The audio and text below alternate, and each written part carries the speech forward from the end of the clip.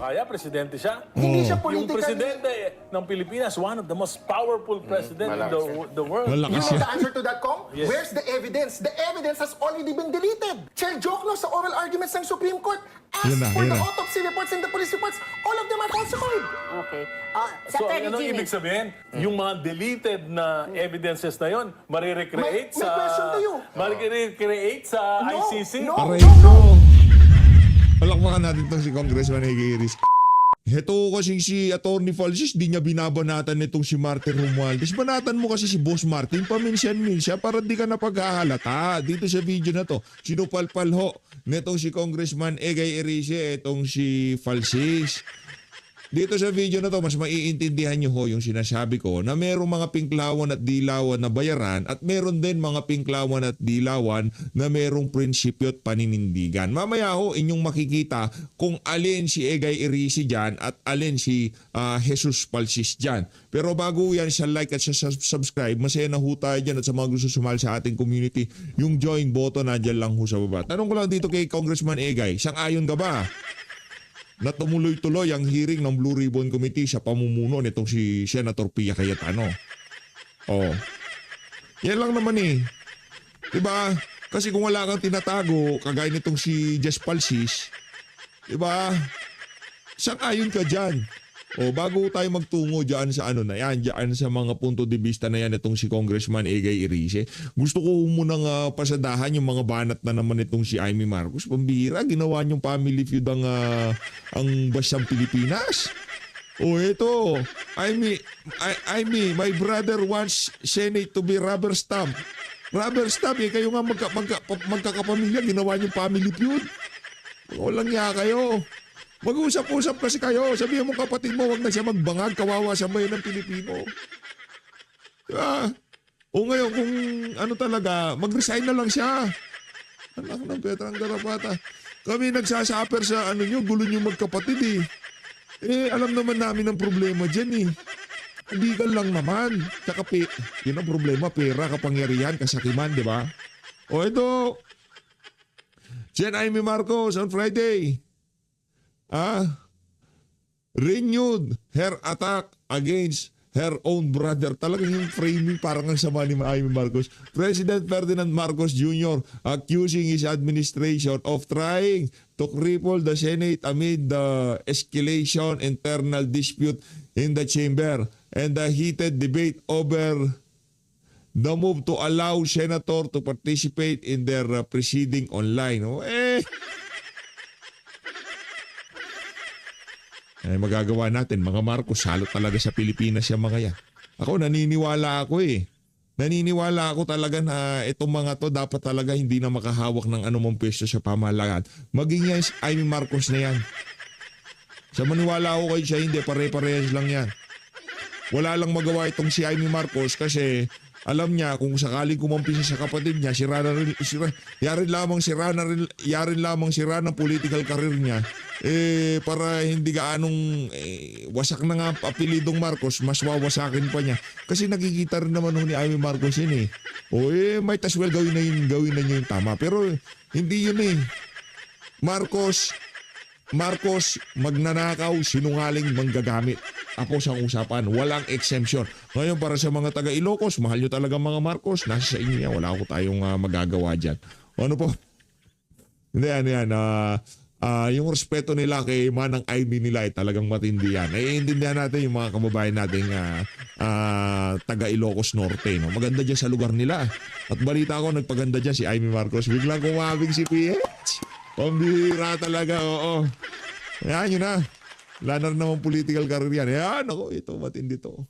Anong sabi nito si Trililing? Matindi ho ito. Patatawag ko si Trillanes. Na nagwawagayway noon ng warrant of arrest doon. Kailangan maimbestigahan yan. Trililing, ihanda-handa mo na tumbong mo. Nakananto kaya yariin ka nito si Senator Dandy Marcoleta. Unang tanong, sino ang nagbigay mandato sa iyo para iwagayway mo yung warrant type na yan laban kay Senator Rodante Marcoleta. Kanino ka nakipag-coordinate? Pero sabi naman nila, former senator yan, kaya talaga merong kahit paano, merong binibigyan ng due courtesy pag nagpapakita siya dyan sa Senado. Ito, Marcoleta, iimbestiga si Trillanes.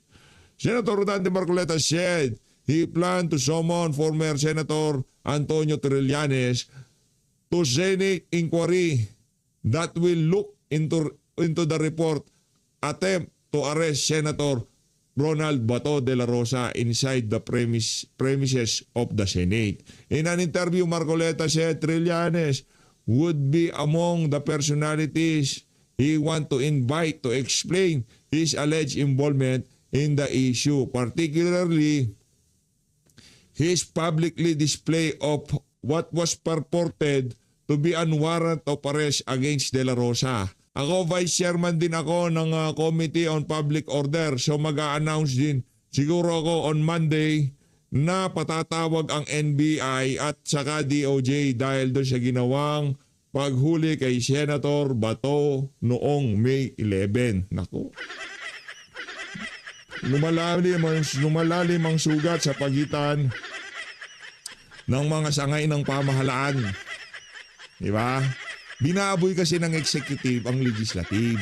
Pati sa pagtatalaga ng mga leader, gusto nila nakikialam sila. Kaya tama lang para sa akin, nararapat yung mga galaw na yan ni Senator Rodante Marcoleta at nito si Senator Alan Peter Cayetano diyan sa Senado. Bago pa kayo ubusin, Sen.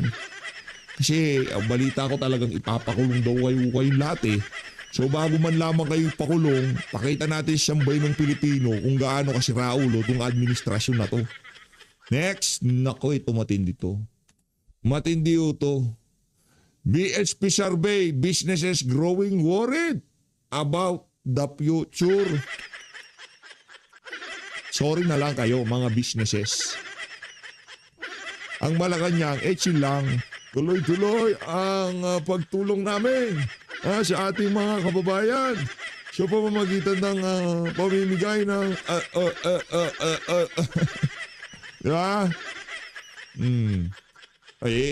Yan ang estado ng ating ngayon, sektor ng mga businesses, di ba?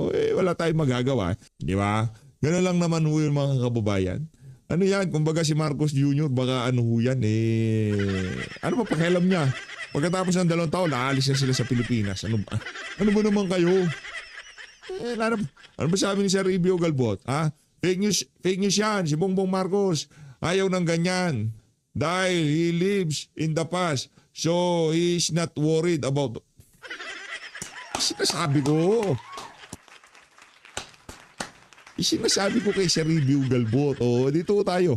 Lagay ko lang dito yung 2 magkapatid na ginawang family feud ang bansang Pilipinas. Mga walang yang to. Eto, yan sinasabi ko sa inyo mga kababayan. Kung yung mga taga Malacanang bago nila umpisa ng kanilang mga kalokohan, sumisinghot muna sila. Etong ating 18 Marine, ano man ang ginagawa nila ngayong mga panahon na to, sinasangguni nila. Ika nga sa may kapal, di ba? Sa Diyos na makapangyarihan sa lahat, di ba? Sinasangguni nila. Yan dapat. Senator Alan Peter Cayetano, bago niya umpisa ng pagsasalita niya, papasalamat muna sa Panginoong Diyos. Papasalamat muna sa ating mga kababayan. Pero, etong si Llamas, anong ginagawa bago magsalita? Naninira. Diba?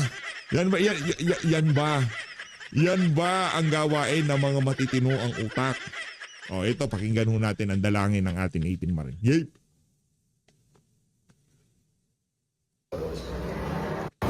Panginoon Jesus, maraming salamat po sa araw mo na ibinigay sa amin. Ako, naghahanda ng ating mga mandirigma. Na sana maging pagtagumpay kami sa mitili namin sa aming buhay. Panginoon, salamat at binibigyan mo pa rin ng security ang bawat isa sa amin.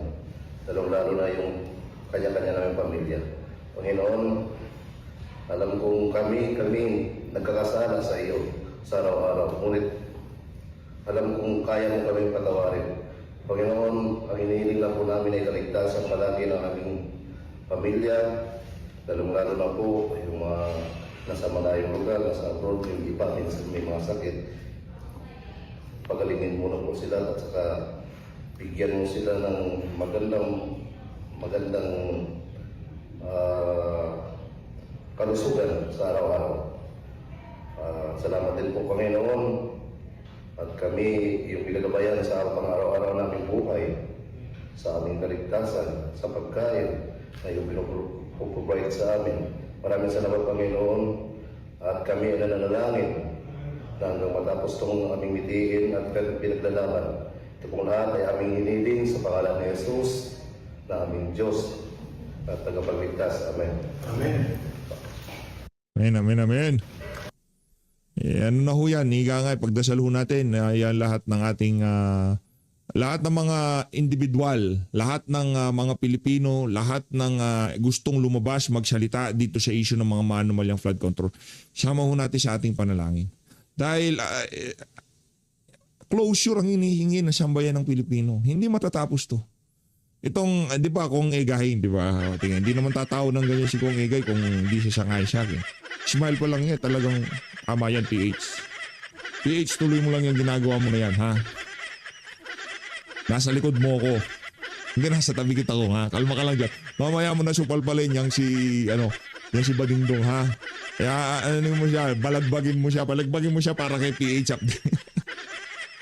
Bida-bida kasi si Jess Palsis, di ba? Pagdalangin ho natin, panalangin ho natin ang ating bansa, ang ating mga kababayan na naghihirap ngayong mga panahon na to, walang makain, no? Nakakalungkot. Kasi nung panahon ni dating Pangulong Rodrigo Duterte, hindi nagkakasya dito si Kong Egay. Pero at least prinsipyo nakikita ko sa mama, di ba? Pero minsan parang meron siyang kurot na parang ayaw nating tingnan natin. Pero kung Egay, approve ka sa akin, di ba? Kahit nadilawan, pinglawan ka, may prinsipyo at paninindigan ka. Saludo ako sa iyo, di ba? Ano ho talaga dito? Ang ating number one na kailangan gawin, suportahan ho natin yung mga kababayan ho natin na ika nga nagnanais na mailagay sa tamang landas tong bansa na to. Sayang lang, no? Nakaalago na tayo panahon ni Tatay Digong, kriminalidad, kumbaga yung tindig natin sa international scene bilang bansa, ang ganda na huli, di ba? Pati OFW, pagka tinatanong sila, Pilipino! Di pa sila tinatanong, Pilipino ka! Rodrigo Duterte, Pilipino! Di ba? Noong panahon na yun, hindi na lang si Manny Pacquiao ang higa nga, parang pagka tinais namin Pilipino, Manny Pacquiao, hindi na ho yun eh. Yung Rodrigo Duterte, kasali na eh, di ba? Meron kasing Yagba at merong independent foreign policy. Hindi siya nagpakaaso sa mga Amerikano kagaya nitong Sinoy Noy Aquino. Sorry. Sorry Kong Egay. Baka magalit si Kong Egay. Nagpakaaso pala PH, ha? Ito Kong Egay tayo. Game. Representative Congressman Edgar Elise. Gusto ko may music background pa. Diba? Oh.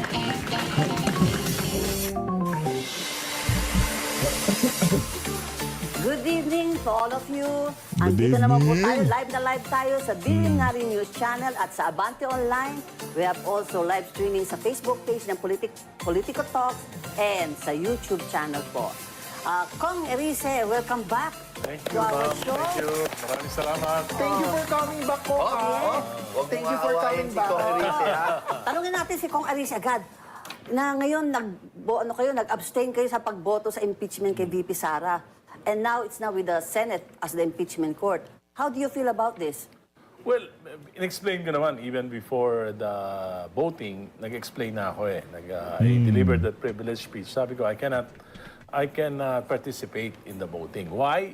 Because of 3 reasons. One, Okay. hindi ako pinayagan na magtanong. It's the first time in the history of Congress na isang congressman hindi So wala kang 20 million kung Egay Erice. Kawawa ka naman, wala kang 20 million. Di ba?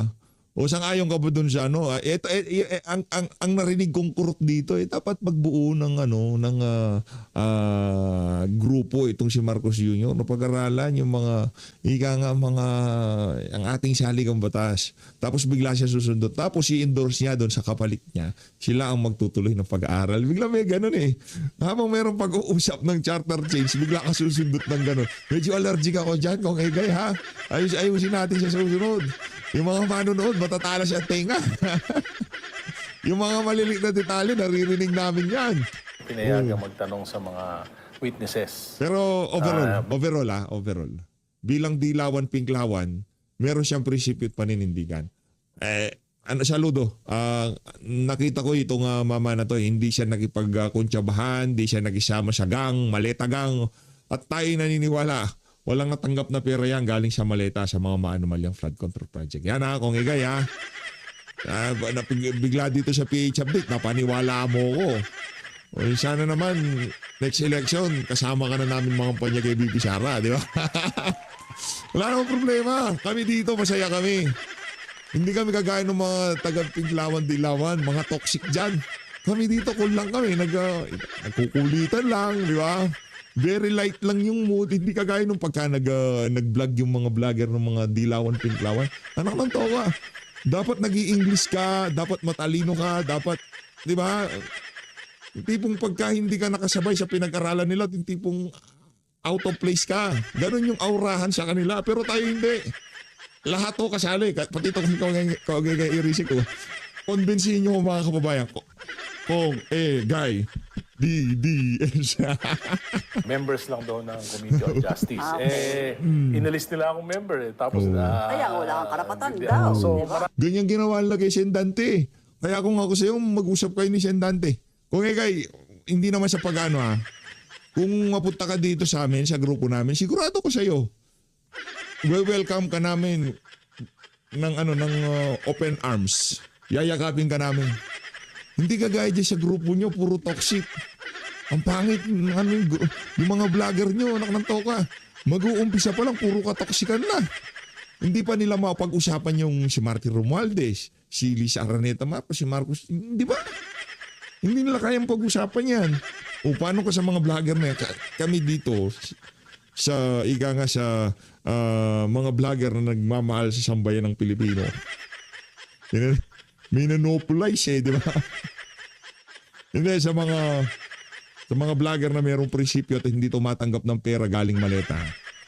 Kaya naming banatan yan, o kanino ka? Doon sa mga Dilawan, Pinklawan na Talyanista and Saymada vlogger na hindi nga babanat-banatan yung mga maleta gang.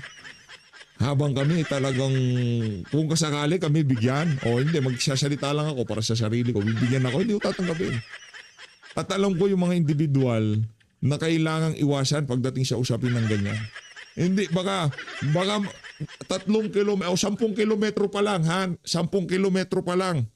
10 kilometro pa lang, nakita ko na, naramdaman ko na yung presensya nitong mga maletagang na to at kakaripas ako.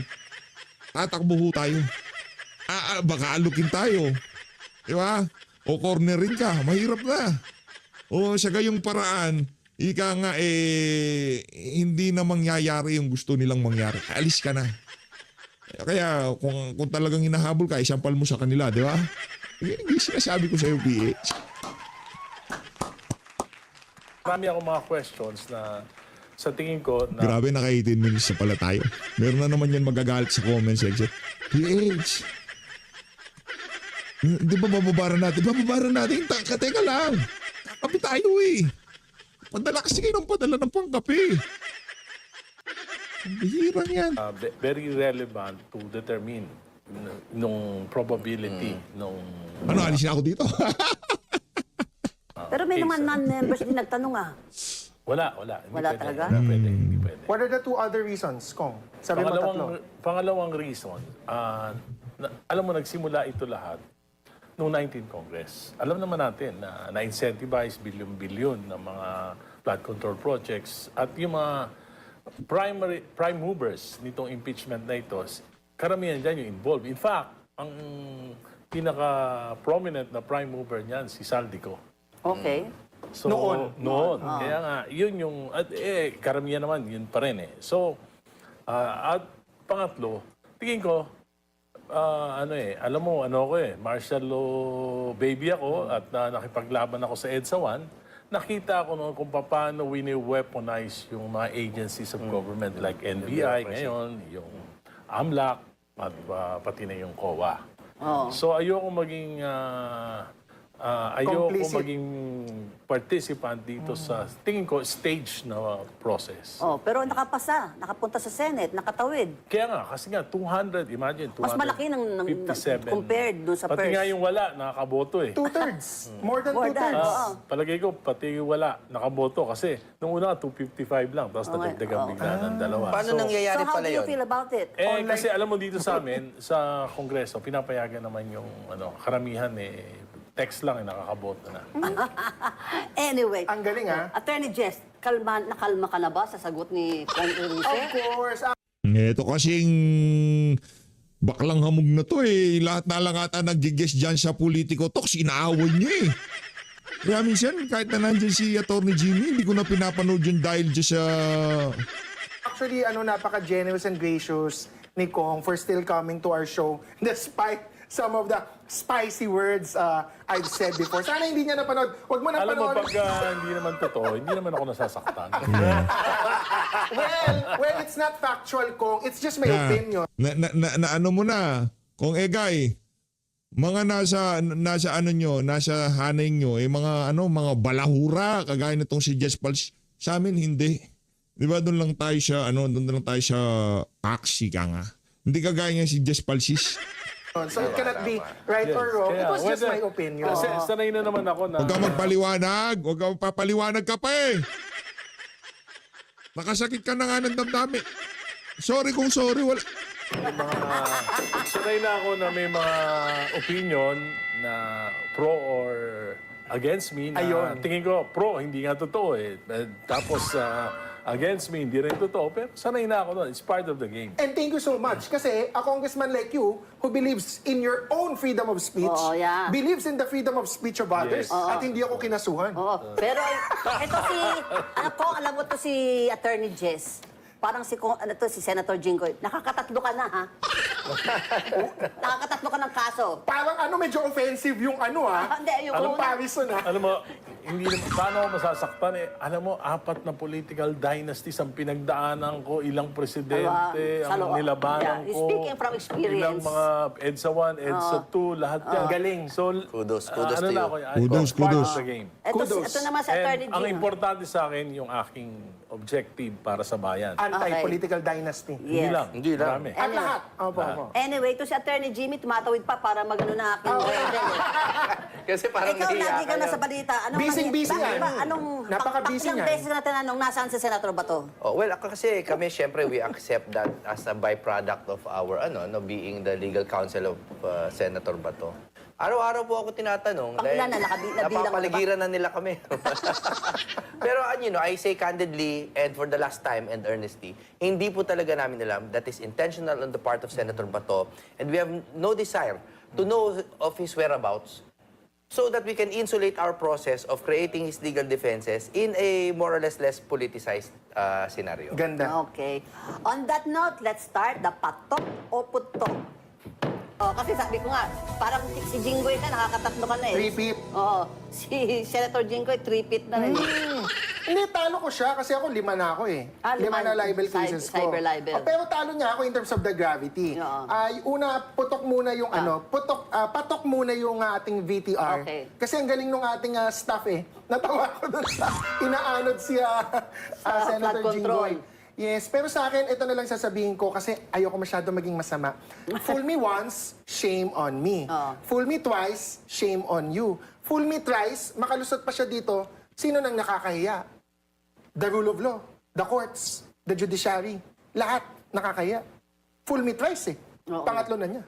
Anyways, meron pa siyang second yung case niya.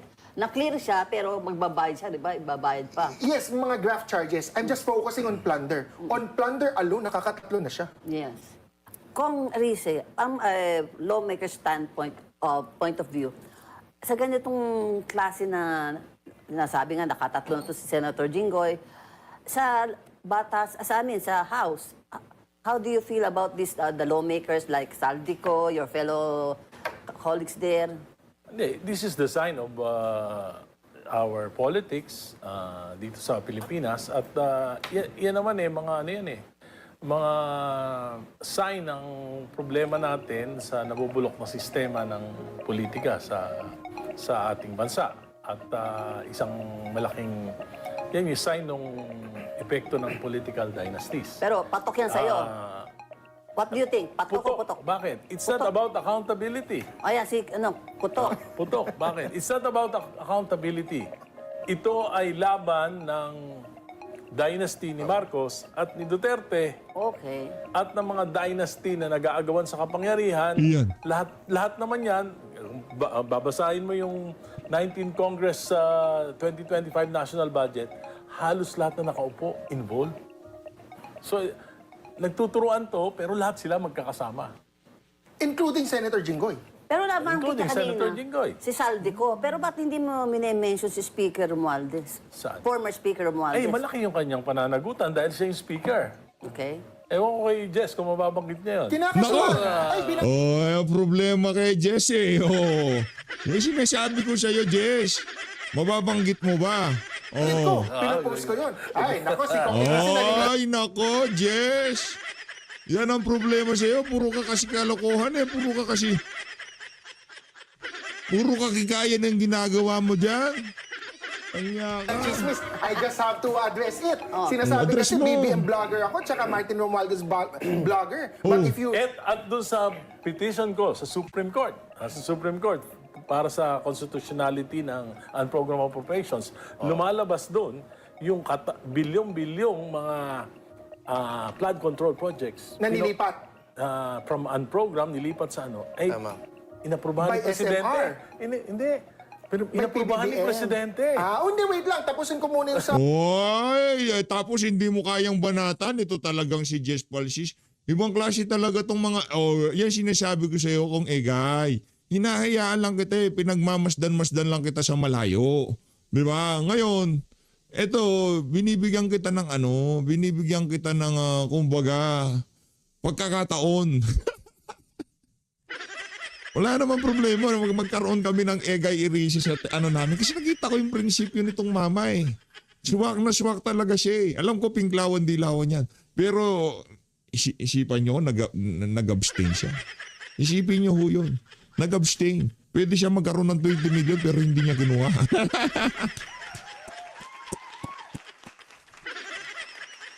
May prinsipyo. Martin Romualdez, kung kaya ko daw sabihin. Kasi vlog ko yan. Ako ang Hindi, nag-break live sabihin mo. Gusto ko harapan sabihin mo, news Palsis. na may precautionary hold departure. Sabihin mo, hindi precautionary. Wala kang pakialam sa precautionary hold departure. Sabihin mo, Martin Romualdez, involved ka ba o hindi? Order. In fairness, CSMR. in Balikan nyo fairness. lang, pwede yan. Naku kasi, mga DDS, pwede nyo i-control F. Magsa-search lang kayo, no? Marunong ba kayo Hindi ka marunong yan. Anong control F? Sabihin mo. Anong control F? Walang niyang Jess Palsis na to. Sabihin mo sambay ng Pilipino. Diba? Alam nyo ba yung mga technicalities? Search nyo lang yung Facebook ko. Hindi kami marunong mag-laptop. Yan, di ka marunong. Attorney Jimmy, Ganyan ikaw, talaga tong- patok o putok? Siyempre putok. Ang una pong putok, no, is yung graphics natin. Pero wala namang masamang tinapay sa, no. Pero kasi, hindi accurate. Hindi naman iyakin si Senator Jinggoy. Hindi siya na aanod dyan, no. And this is not in his defense. It's just a poor characterization of him. Pangalawa, you cannot insulate or isolate this, no, itong kaso against him, yung flood control. Dahil sabihin na nating may kinalaman siya dyan, halos lahat naman ng lawmakers may kinalaman at one point or another sa flood control. Ang tanong kung may korupsyon. Pero yung dapat nating makita, 7 senador po ang kakasuhan ngayon, lahat from the majority bloc. That should be suspicious even to the DDH. Kasi kung 7 Teka senador... muna, sabi ano, DDH? diehard Duterte haters. Kasi kung 7 senador na po, kasi kung isa, okay. Kung dalawa, okay pa. 7 senador po ang kakasuhan para hindi na po sila makabuo ng mayorya. Can I ask a question, it's Attorney political Jimmy? for me. Is it a matter of politics or is it just really na baka ang mas may kasalanan, with all due respect to the majority bloc, ay galing sa kanilang bloke. Okay, so ito Nagkasama-sama lang sila. So ito ang Yes. challenge ko dyan. Flood control yan. Bakit hindi ituloy ang Blue Ribbon, intayin ang resulta para equal protection? Kung may mahanap mang guilty na isa, guilty lahat. Sa minority. Oh, minority or majority, congressman, senador, contractor, lahat din.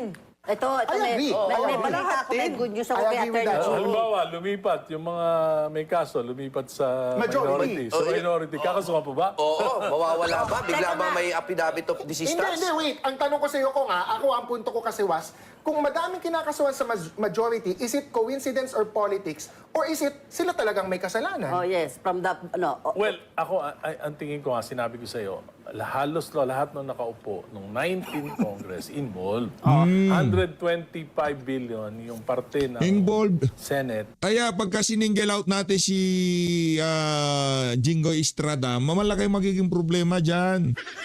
Well, hindi ko pinagtatanggol si Jinggoy. Di ba? Ang gusto lang natin mangyari dito, parusahan na lahat. Di ba? Ganun lang. Sa Bicameral yeah. Conference Committee. Tama.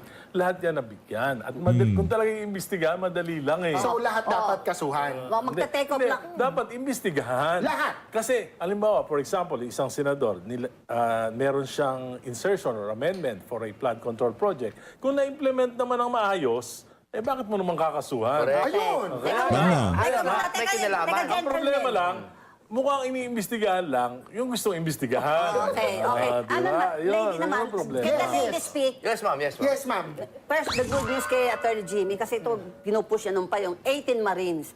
Kanina, in-announce ni Senate President Alan Peter, Yes, kaya tama sa live Ayun. streaming niya. Mag-hearing na sa next Thursday, June 4. ang Senate Blue Ribbon Subcommittee Yes. headed by Senator Marcoleta. Yes. And I'm pretty sure, yung 18 Marines mo, ipapasok Will be na. witnesses. Opo, at ito po ay tagumpay po ng taong bayan at ang kinabukasan po ng Pilipinas. Totoong-totoo po yan galing sa puso. Kasi po, kailangan natin malaman talaga kung paano tayo ninakawan. Hindi lang ng isa, hindi pwedeng si Jinggoy lang. It's Hindi unfair. pwede. It is against the... Hindi pwede to. Jess Palses, makinig ka. Kapal ng mukha mo. Anong ginawa sa'yo ni Jess Palses PH? Wala, makapal lang ang mukha niya. Yung manakita. Sobrang kapal ng mukha Basic niya. tenets of law. Yun ang sinasabi mo, di ba, na hindi lang nag-e-end yan kay Speaker Romualdez. Yes. It goes all the way sa Malacanang. And the ombudsman should exercise restraint. Ma'am, sa tingin ko naman, makasabat ako dyan. Alam nyo, pagka nag-imbestiga yung Blue Ribbon ni Senator Ping Lacson, ang punterya, yung mga Maka-Duterte. Pagka naman nag-imbestiga yung kay Yung Marcoleta, Marcoleta. ang punterya, yung Maka-Marcos. Yung administration. Eh bakit naman ang nagpanukala na ng priority legislation niya, si Presidente Marcos, sabi niya, mag-create ng Independent People's Commission Yan. na pinag-overtime kami hanggang gabi, pagkatapos biglang pinatay. Ang bill.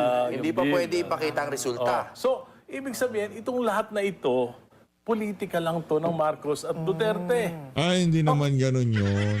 Ako'y naniniwala, si Senator Rodante Marcoleta, hindi niya kukubiran ng kanyang mga kasama. Hindi niya kukubiran yung mga taga-majority dyan. Hindi niya kukubiran si Jinggoy Estrada dyan. Magkakaalaman tayo dyan. Ayaan muna natin magtrabaho itong si Senator Rodante Marcoleta, saka natin siya husgahan. Ako mismo dito sa PH Update, sasabihin ko sa inyo pagka medyo tagilid ang kanilang pinag-uusapan. Hindi ako mag-sugar coating dyan. Pagka sinabi ko medyo tagilid yung ginagawa ng komite, sasabihin ko sa inyo, hindi ko kayo bobulahin. No, alam ko naman ba't kayo nandito kasi ayaw niyo ng bulahan, ayaw niyo ng linuloko kayo. Kaya ako dito sa PH Update, hindi ko kayo lulukuhin. No, kung sakali mang ang dating talagang ito si Sen Marcoleta, yung ebidensya papunta na dito sa mga majority senator, pilit niya pang ibinabaling sa kung saan-saan. Magre-react na ho tayo noon. Diba, kung sinasabi na ng mga ebidensya, may kinalaman si Jinggoy Estrada, dapat parusahan din yan. Yun ang kaya nating sabihin na hindi kayang sabihin ni Jess Palsis kay Boss Martin. Di ba? Palsis! Atty. Palsis! Yun nga ka. Ngayon, ano ang problema nating mga Pilipino? Dahil dyan, sa politika nila, Ipasok natin ang mga dilaw. Palakpakan! 7.2 ang inflation rate. 2.8% ang GDP ng first quarter At ang projection for 2026, 4.1% ang GDP natin. Anong masama dito? 9% ang average increase Ideal, oo. ng Ideal. ating loans, borrowings, every year. Ngayon, nasa 18.5 na. Yeah. At ang projection, 22 billion o 10 billion na mauutang ng Marcos administration. Hindi ito yung geopolitics problem sa Middle East. Bakit? Yung mga katabing bansa natin naka-recover na. Okay. Ikakat lang kita, Congressman, ha? Kasi gusto kong balikan yung political dynasty mo na i-relate ko lang sa Game of Thrones. Parang ang mga dynasty nga yung sinasabi mo, nag-aano. Doon sa Game of Thrones, the winter's coming. The Pero si winter's Ombudsman Rimulya, coming. sinabi niya, sa summer ay Mag-iinit. mag-iinit Ang dahil sa tag-init. marami pang kaso. Sino mga hula mong Ito talaga si Palsis, puro kalandian lang alam mo. Alis ka nga dyan, ano nag-iinit yung mga... kakasuhan? El Nino. After Senator Jinggoy. Well, sa tingin Ano, ko, di kasi si Ombudsman Rimulya, politiko Very Oh. close to the Marcoses. So, ibig Former sabihin... Justice Secretary. Hindi, saka, ibig sabihin, paano niya papanagutin? For example, si Secretary Pangandaman, siya ang pumirma lahat ng mga SARO. But she has a pending case. Yeah. May mga nag-complain, may nag-file. For Pero your nga, information, yeah. Bakit nga, Padaanin mo, ito talaga puro ka bakla. Patapusin mo yung punto ni Kong Egay. Ako moderator ako dito. Akong hawak ko ang beat. Pwede ko patigilin. Pero ikaw, napapasarap yung pakikinig ko. Ginugulo. bakit ganon? Basta malapit sa Malacanang, mabagal. Hindi pinapatawag. Di ba? For example, yung dalawang Bersamin. Kung Egay, ako, with your indulgence, narinig ko ang mga arguments mo, politika ng Marcos, politika ng Duterte. With your indulgence, ako, what I can say is, just because we prosecute one for now, does not mean we will not prosecute the others. Yes. It's correct. Pero mas It's correct to call importante out. yung nakaupo. Bakit sila may hawak ng pera Ayan. Sabi. So you're saying, Ombudsman will not do it? Okay. I don't think so. Yeah. On that note, If he proves you wrong? yes. Then, Let's- luluhod ako sa kanya. Let's go to headline number 2. Yun nga sinabi ni Ako, tupal lang yan, ha? Sabi ko, baka maulang pa tayo talking makulong, ha? bakit siya Sisimula na sa katapusan ng Nobyembre. Hindi na ito confirmation. Confirmed na. Anong say ninyo? Patok o putok?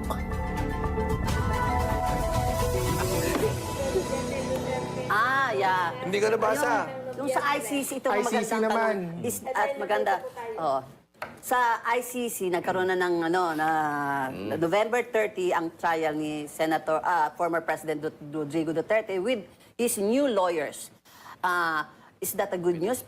Attorney Jim, ikaw muna yun ko. Patok o putok?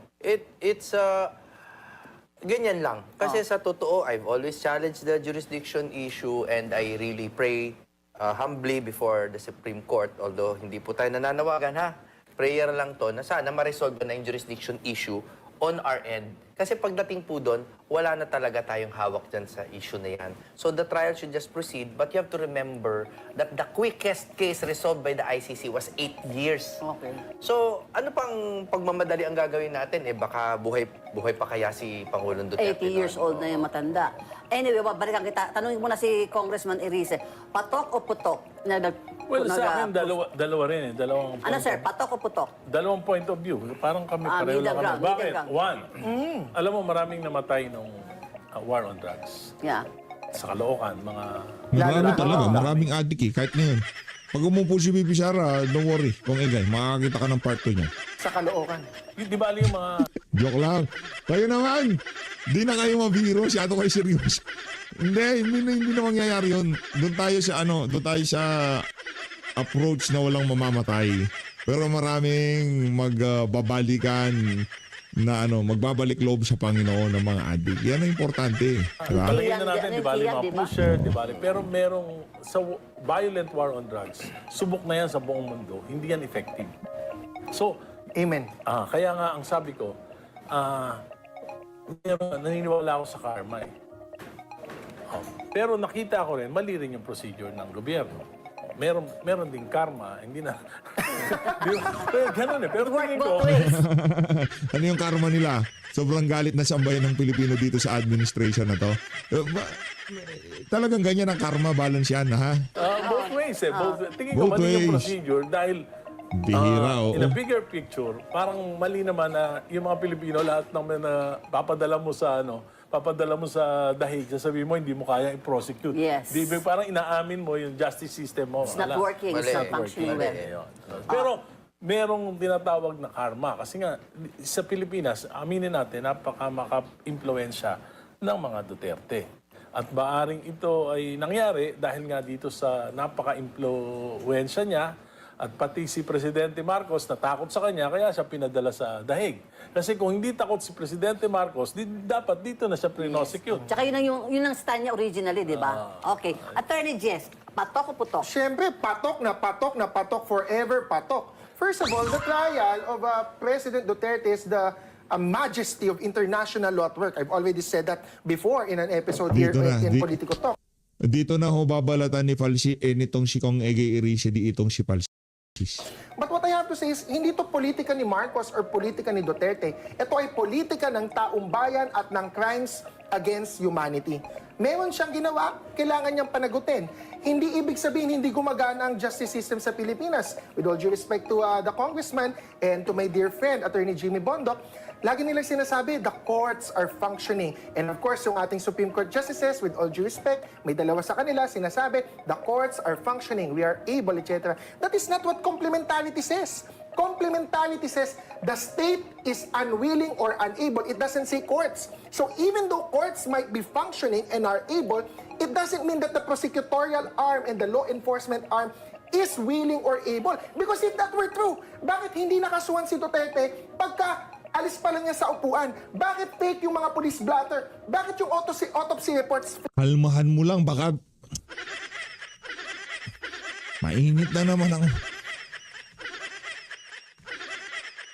Wala mong booking gabi. So the justice system is more than just the courts. Lagi na Because lang mainit President ang ulo. Marcos enambled him during that time. Nagkalaban na sila. So, hindi niya siya Yan ang pigit ko. lahat ng mga kakasama ni President Duterte. Uniteam. Oh, yeah, Uniteam.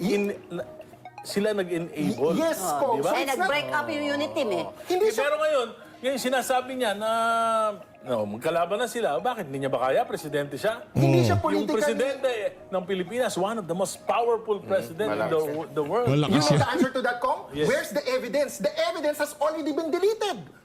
Chel Jokno sa oral arguments ng Supreme Court asked Yun na, for yun the na. autopsy reports and the police reports. All of them are falsified. Okay. Sa So, Attorney anong Jimmy. ibig sabihin? Yung mga deleted na evidences na yon, marirecreate May question to you. marirecreate sa No, ICC. no. Aray ko. Palakpakan natin itong si Congressman Ege Iris. Ibig sabihin, makakakot si dati Pangulo Rodrigo Duterte dahil wala ng mga ebidensya. So, ibig sabihin, walang nakalap na ebidensya yung mga taga-ICC na nagpunta dito. Kasi na-delete na eh, na-falsify na eh. Na-falsify pala eh. Si Las Cañas and Matabato, Kong, with your indulgence, Mami Chu, cannot testify here. Why? Because there's death threats sa buhay nila. Di ba, Si Senator they were Bato flawed. nakakatago. Ibig sabihin, the Bakit President of the Philippines Bakit cannot nakakatago? Bakit guarantee the safety of Bakit these nakakatago witnesses. si Bato? Aray ko! Hindi ka mapuprotektahan ng Estado itong si Las Cañas at si Matabato. Raulo! Teka. Before I call you out of order. Sorry. Okay. Si Attorney Jimmy, anong sentiments mo naman dyan? Nakalimutan ko na yung tanong eh. Trial. The trial of President Duterte. Pero ako, di ba, bago na yung lawyers ni Pangulong Duterte, nabilib ka ba na suddenly na, kasi originally, hinihingi nila, December 30 ang trial. Pero kailangan, ma-examine siya uli. Kanya, di ba, matanda na nga. Di sinakafan, Pero natalo na. they ruled already Yeah. na he was fit to, to stand Hindi. trial. Kaya nangyari, naging November 30. Maganda, mas magaling bang mag-negotiate sila sa ano? Yeah, but it's a small win, but it's too small. Dahil para sa akin talaga, the only win that we should be waiting for is really the Supreme Court decision. Yeah. A little comment on the unwilling and unable na yung ating judicial system. I really just have to disagree because there were no attempts at filing eh. Ganun kasimple, walang nag-attempt mag-file. At yung mga sinasabi nilang deleted, that's one of many. Ang dami pang pwedeng tumistigo dito. At hindi naman dadami ang testigo. Pag lumayo tayo sa dahig, mas konti ang testigo doon. Kaya ang nga nagiging evidence doon, articles eh. Mga news articles and pronouncements. Sila nga nagsabi na parang napakadami naman yata ng mga speeches na ito na gagawin nating evidence. Ano? Oo. May maganda pang may magandang development, Attorney Jimmy. Kaya nakikita nyo, emotionally and politically, nagdidebate kayong dalawa. course, It- of course. It reflects That's the okay. Filipino nation as a whole. Kaya ang may suggestion yung lawyer yata ni Pangulong Duterte, na yung sa ICC naman, para naman maintindihan ng mga madlang Pilipino, magkaroon ng Tagalog translation. And Yung Bisaya. whatever na maintindihan ng Pilipino. Di ba magandang balita rin sa inyo? Okay lang. It's too small an issue for me to comment on. Para sa akin lang talaga, sana we pray for the Supreme Court decision. Kasi let's now see. Pag nagdesisyon tayo on our own competence, tingnan natin kung ano ang reaction ng global community. Attorney Jimmy, Mami Cho, I have to ask Last. Attorney Yeah. Jimmy. Sabi ko na, hindi Kung- mo mapipigil No, eh. no. Yung Siyempre, palsis yan eh. when you say walang nagkaso, may kaso dito ng unconstitutionality ng Oplan Tokhang. That was... Yes. But nag-oral arguments. not on the ICC. Yes, but my point is, Humanity, and this is 9851. with all due respect to the Supreme Court, they have not issued any decision yet on that. The fact that we have not issued a decision on the constitutionality of Oplan Tokhang maybe also shows that the political power of this Duterte and the Duterte Hindi, family hindi. is so overwhelming. But they have not even decided on our case, which was... Precisely. Okay, and I okay. agree on that. Yes. That they should decide. Gentlemen, may I have the last word? Yes, Attorney Mami Chu. Dahil Judge. inaasahan ni Attorney Jimmy ang Supreme Court mag-rule. Pero pag once na-rule ang Supreme Court, Duterte trial is already ongoing, hindi na mapapabalik. That's my last word. But at least for Bato and yes. Senator Bongo, In future. may Anyway, benefit. let's go to headline number 3. Headline number 3. O puto. Tanong kayo muna kay Congressman Erice kasi mas maraming numbers no, 317 House members. Is that patok o putok yung minority majority? Sir, Congressman. Alam mo, Putok? mahirap kasi, ayoko mag-comment kasi Middle may ground? parliamentary courtesy. Hindi, Ayun. sa House nga, nire-relate ko sa House. Yung majority and minority. Hindi, kasi sa House, walang problema kasi super majority. Yes. Even the minority is also majority. And that I agree. I agree with you, Kong. Super duper majority. Ito nga, yung maganda example si Kong kasi nag-abstain siya, di ba? He lost his House Deputy Minority position, di ba? Hindi, ano pa yun? Senior. Senior Deputy, deputy. minor. Pero Oh, yan. Hindi, I lost my position because I was doing my jobs as a provider of check and balance. fiscalizer. Tapos, yung mga nag-vote na no, sa isang natanggal. Tatlo yata ang una. Ngayon, kanina may inannounce na natanggalan ng chairmanship o vice chairmanship. Ano ba latest chismis mo nakarating sa Yan sir? ang problema kasi sa sa mga sa sistema natin ngayon, multi-party system, walang party loyalties, kung sino yung presidente, doon sila lahat kasi mawawalan sila ng pork barrel. Pero kung I have a question on the fake minority, with all due respect, so fake minority ba si Congresswoman Laila De Lima? Well, hindi naman. Kaya lang, alam mo, ang problema kasi, Lalambingan mo pa. Fake siya. Fake siya. May utang na loob siya sa administrasyon. May utang loob siya kay Boying Remulla. parang hindi maliwanag eh. Hindi maliwanag ngayon. Kasi sa minority, may galit kay Duterte, merong maka-Duterte. May maka-Marcos, merong hindi maka-Marcos. Okay. Kaya, Merong IPA. may makabayan black, may liberal, may akbayan, may iba-iba yung Okay. iba-iba yung. Kasi nga anong nangyayari diyan ngayon, para makabuo ng minority, instead na yung kung sino yung lumaban, dati kasi ang rule, kung sino yung lumaban na speaker, yung natalo, yun ang Automatic. Yes, yes. automatic. At Minority lahat ng bumoto sa kanya, yun leader. ang, ngayon hindi eh. Para masiguro ng majority na kontrolado nila yung minority, ay magbobotohan muna. Pagkatapos lahat ng mga hindi bumoto sa speaker, yun ang magko-comprise ng minority. Tapos magbobotohan sila. So, pwede magpahiram. Kasi May planted. may planted. majority. Itatanong ko si ating Attorney Senator Jimmy. Yon. Sa Senate context naman, Talo nga eh. patok o putok? Ano nga ba Image. yung tanong ulit? Yung image, What no? is the image of the Senate? Sa akin kasi, hindi totoo na pangit ang image ng Senate with regard to their actuations. Kasi po, decide naman talaga ang Senado na mag-away. Wala namang problema na mag-agawan sila ng majority seat. Walang problema. Isa lang po ang naiiba ngayon. Ano? Kinakasuhan.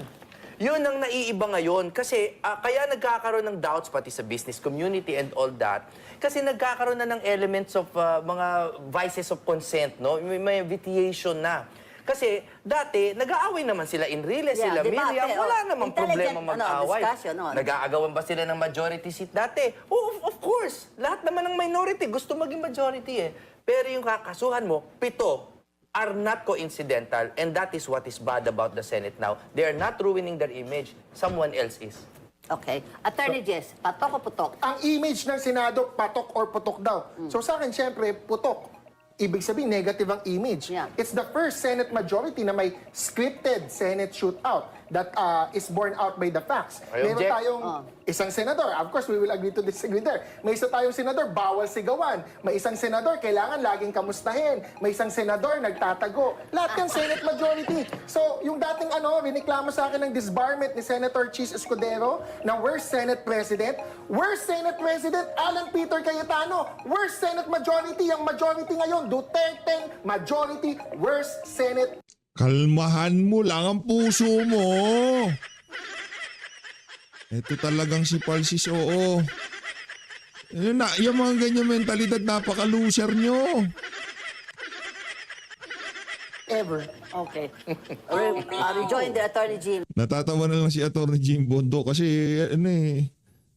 hindi naman natin siya hindi natin kakalibre at hindi natin siya kagaya ng trip.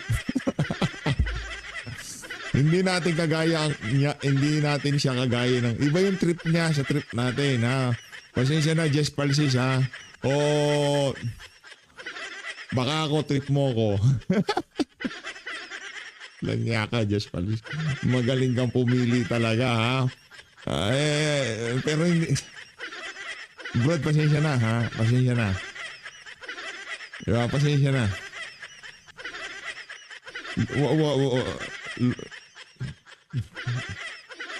O sakaling makita mo ako, wag mo akong lalapitan. Walang yan. Opinion na yan eh. Wala na akong Yes, magagawa no, kung hindi mo gusto. Yeah. Ang sa akin lang is, this is the first truly independent majority. Kasi they're not Finish. on the side of the admin. Do we not at least want that check and balance in our government? Without this independent majority, hawak na po ng administrasyon ang buong bureaucracy ng gobyerno. Okay. Teka Wala na, naloko na. O paano na, ano naman sasabihin niyo ni Palsis? naman Meron Congressman. akong may sasabihin ako dyan. Ito, alam mo, nangyayari sa bansa natin. Parang labanan ng Crispa Toyota noon. Diba?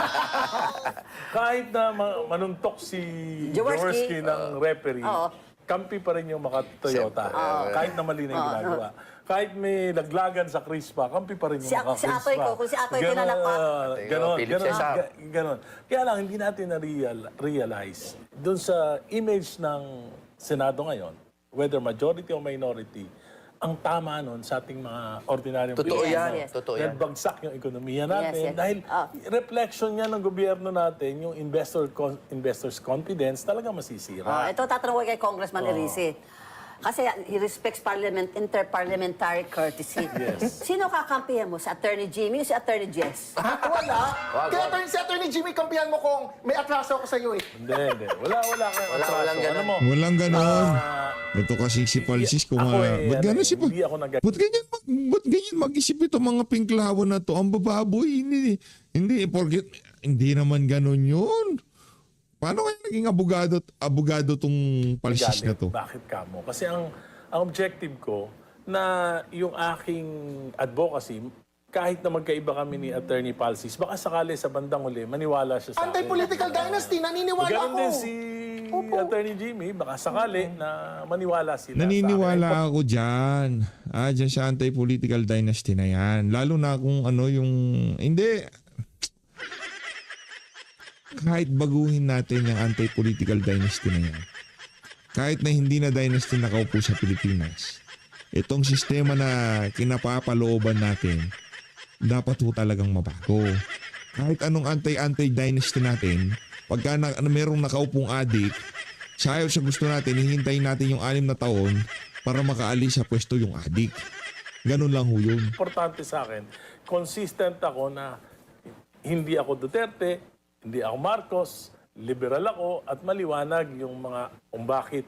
Yung hindi ako galit sa Duterte, may mga policy differences kami na fundamental, kaya hindi ako pwedeng sumama. At may Klaro. policy differences ako sa Marcos na hindi rin ako pwedeng sumama. So I would rather stay dun sa Liberal Party dahil 1988 pa lang, liberal na ako. Kaso wala pa kayong kandidato, Kong. Wala pa, Lenny wala na, kami. meron na ba? Lenny, Alam mo, Mamaya natin. Kung ngayon, kung wala ka pong kandidato kami, meron dito sa rayo mo. mamaya daw pag-usapan Ay, ng sayang kandidato. naman, sasagot na eh. hindi din ako Duterte, hindi ako Marcos ha. Baka muna. ng mga tao, Marcos ako, Lenny ako. Tatanong ko kay Congressman Irice. Sige. Kasi sa Senate, nag-walk out yung solid 11. Okay. Sa House, maski mag-walk out, walang effect, di ba? Sa dami nyo doon. Handa eh. Alam mo, ang ginagawa ko doon, kasi yung minority naman, may mga karapatan. For example, dahil masyado silang confident, kahit na may pinag-uusapan, magbobotohan, wala na yung marami. Oo. So ako yung tagatawag ngayon ng quorum. Ayun, quorum ko. Oh, yeah. Sino ba daw kang kandidato nyo sa 2028? Ano? Wala pa. Kasi, Pero alam mo, narinig ko si Mario napaka-volatile. Rojas ang nana mo eh. Napaka-volatile nung situation. At tingin ko, Correct. after ng trial, Impeachment. at whether kung ma-impeach, merong ibang development na mangyayari, kung Ma-acquit. nako, Iba din. May iba din. Kaya sa palagay ko, nag-iintay lahat. Pero ako, sinasabi ko sa mga tao, huwag natin tingnan kung sino yung malakas. Tingnan natin kung Sino yung qualified. kung sino yung qualified.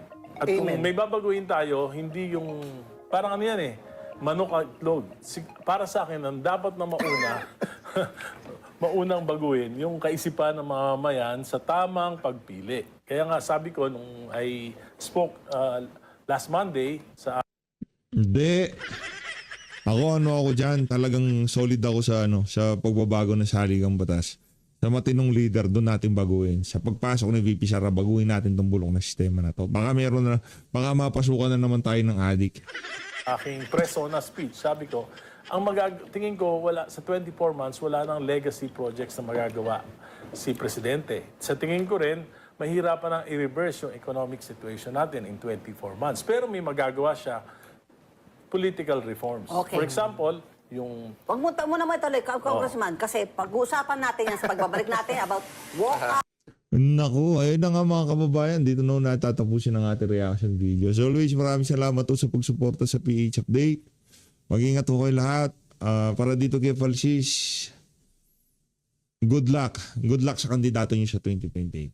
Sincero yun, yung good luck ko na yun. Good luck sa magiging kaalyado nyo. At alam ko naman, mga nasa administration niya. No? Good luck sa inyo. At good luck doon sa amo mo na sigurado wala na siyang kawala dito sa gagawing investigasyon na to sa Blue Ribbon. Maraming salamat po mga kababayan. Mag-ingat po kayo lahat. Ang lahat ng Pilipinas.